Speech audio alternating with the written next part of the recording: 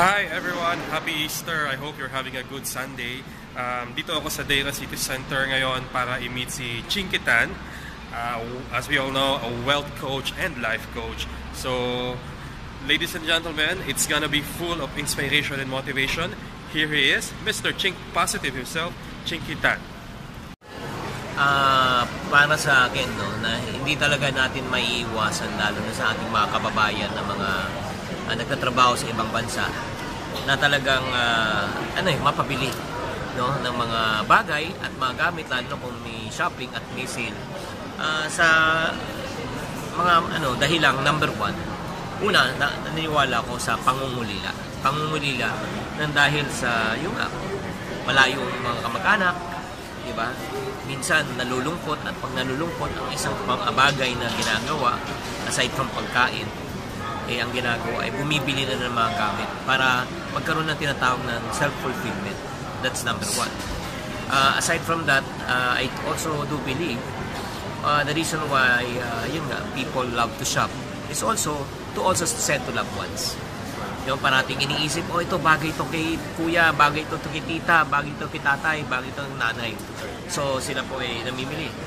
Pangatlo, kung papansinin din po natin, lalo na po sa bansang UAE, yung mga lugar na pwede mong puntahan ay iilan. Pero talaga, ang pinakamarami talaga dito ay tinatawag na sale. Yes. Diba? Every 2 months, 3 months may tinatawag na sale. At iba-iba yung sale.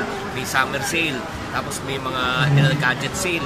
So talagang, in other words, the economy of this talaga is really on power of purchasing. Maganda nga sweldo, pero malaki rin ang actually gastos. At hindi lang yun, nakikita ko rin dito sa bansang Dubai at saka UAE is yung the capacity to borrow money, napakadali. Hindi katulad natin sa Pilipinas, medyo lumuwag na ng konti, pero medyo mahigpit pa rin. Pero dito, napakadaling magkaroon ng credit card. At hindi lang yun, pag ikaw ay nagkaroon ng credit card, in a few months, bibigyan ka na agad ng loan. Kung ano man yung salary mo, kita times 10 pa yung loan capacity.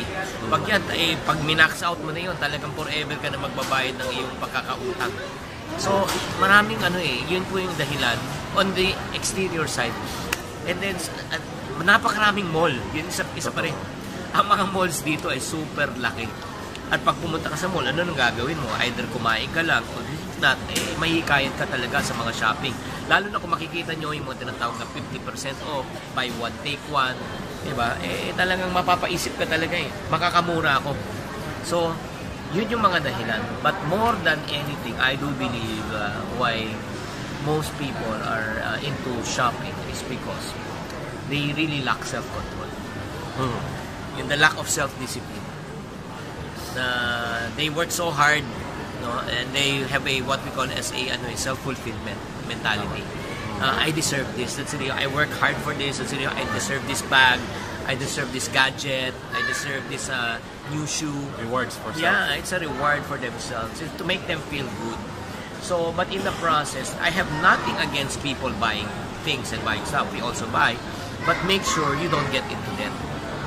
Make sure na naka-budget lang talaga. Ang pinaka nakakalungkot niyan bili ka ng bili, pagkatapos makikita mo na sa tukador mo lang na hindi mo naman talaga nagagamit. Sa dami-dami mong sapatos, 'di ba? Hindi mo rin na lahat nagagamit. So yun ang nakikita ko yung mga dahilan. It's no secret po, coach, that OFWs go abroad para makaipon. Pero in the end, ang nangyayari, hindi naman natutupad yun. Kasi maybe they are lacking goals kung ilang taon silang mag-stay sa abroad working. And tama nga po sinabi niyo, madaling umutang hanggang sa naging habit na yung utang. Is there a way for them to maybe learn how to get out of it? Especially dito sa Dubai, marami sa kanila, they're also looking for investment opportunities. But at the same time, baon pa rin sa utang. I think they have to learn how to look back. Look back why they came or why they left the country. The reason why they left the country is for a better opportunity. And the better opportunity is not only for them to enjoy, but actually for them to send money. And then in the near future, to be able to go back to their own country in order for them to settle. But unfortunately, minsan nadidistract tayo sa goal na yun. Diba? Ang goal dito ay masarap ang buhay, madali ang pera. So, minsan, nakakalimutan na yung pinaka-original intent. Kailangan natin maunawaan talaga na hindi araw-araw Pasko. Na hindi araw-araw na ganun kaganda. Kaya nga sinasabi that we should learn how to save for our future. Diba? May kasabihan nga, diba? The ants know how to save for a rainy day. Right. So, kailangan din tayong matuto na kailangan po na a certain portion of our money, no? Pwede kang mag-enjoy, pero majority of the money should be savings for the future, for the investment, just in case something happens, no? You should also not only save for the emergency fund, but you should also save for your retirement fund. Kasi ultimately, babalik pa rin tayo sa Pinas. I don't think na at saka syempre hindi natin alam, minsan may trabaho, biglang minsan nawawala, or minsan nagbabago ang patakaran ng organisasyon, ng kumpanya, ng gobyerno, di ba?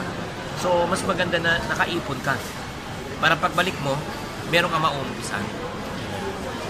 Coach, speaking about retirement plan, marami kasing iba't ibang sistema how people are devising their own retirement plan. So, iba, they're just content with working on their current employment pero wala naman silang ibang streams of income, and then they're planning about the age of retirement. So can you recommend maybe, or you have a program about how I can be helped in terms of looking into my wealth in the future and probably doing my retirement plan the way it should be done? Ultimately, the reason why people are working because yun nga, they want to learn how to be able to retire in the future. Yun naman ang gusto nila. But in order for you to retire in the future, you must also have money. Mahirap mag-retire na walang pera. Mahirap bumalik sa Pinas na ubos ng pera. Di ba? Alam naman natin pagka may pera ka, marami kang kaibigan, kamag-anak. Di ba? Kaya nga may kasabihan ka sa wikang English, money is very relative. The more money you have, the more relatives you have. No money, no relatives. So, I would really encourage for people who are right now really serious, yung mga seryoso lang, decidido. Ako, I qualify people who are serious and decided talagang, who want really to plan for their future. I encourage them to really first have a change of mindset. Kailangan magbago talaga yung pananaw sa buhay. Pag hindi talaga nagbago pananaw sa buhay, maniwala kayo, kahit kumita kayo ng milyon, pero pag hindi ka marunong humawak ng pera, lahat ng milyon mo maubos. It's not how much money you make, it's how much money you keep. Diba? Hindi nyo ba napapansin, mga kapatid, nung maliit ang income natin, balik sa Pinas, na pagkakasya, minsan may sobra pa. Nung lumaki ng income natin dito, nagkulang na nagkautang pa. Parang anong nangyari? So, I do believe, even though there was a change of income, but the mindset still remains the same. Diba? Ang mindset kasi nagkakaroon ng, unfortunately, some people that I know, especially if you're raised in a not so privileged background, nagkakaroon ng poverty mindset. What do I mean by poverty mindset? Nung wala kang pera, takot ka. Nung nagkapera ka, di ba, may ipon ka, ano yung next na takot mo? Paano ka maubos? Nung wala kang trabaho, takot ka. Nung nagkaroon ka ng trabaho, di ba? Bigla nung next fear mo, paano kung matanggalan ako ng trabaho, mawalan naman ng trabaho? Weird. Nung wala kang pera, takot ka. Nung ngayon nagkapera ka, takot ka. Nung wala kang trabaho, takot ka. Ngayon nagtatrabaho ka, takot ka. Nagbago sitwasyon, pero hindi nagbago yung pakiramdam. Nagbago yung pera, yung income, pero hindi nagbago pakiramdam. Kasi hindi nga nagbago ang mindset. Yeah. So I do believe one of the major key in order for you to be able to retire comfortably and to become wealthy is there must be a change of mindset. That's the reason why it has been my passion right now. I developed a online course called Developing the Millionaire Mindset. Mm-hmm. When I talk about millionaire mindset or wealthy mindset, hindi lang sa pera yan. You cannot equate money only with wealth, di ba? Time is wealth, health is wealth, relationship is wealth. But I would want to start it with money. So it's this online course, I would teach people on how the top 3% of the population, paano mo mag-isip yung mga mayaman? Ano bang ginagawa nila? Alam mo, ako naniniwala ako, life is all about formula eh. when you say formula, 2 times 2, 4. 4 times 2, 8. 8 times 2, ano sagot? 16. But pare-pareho sagot natin despite of our educational background, at the same time, financial background. It doesn't really matter as long as you know the system of multiplication, you get the same answer and result. Likewise, I do believe if you know the system of the rich and how rich people think and the process of the rich, if you follow them, you will get the same answer and result. So that's what the program is all about. At the same time, helping people to move out of their poverty mindset to an abundance mindset, from scarcity to abundance. Na hindi kulang, na hindi ka dapat parati matakot. Na hindi ka dapat na sinasabihin mo, wala akong pera. So, I want to help people to understand that. And the most important thing I do believe is helping them to change their financial life. Yun ang passion ko talaga, to help people to become financially literate and debt-free.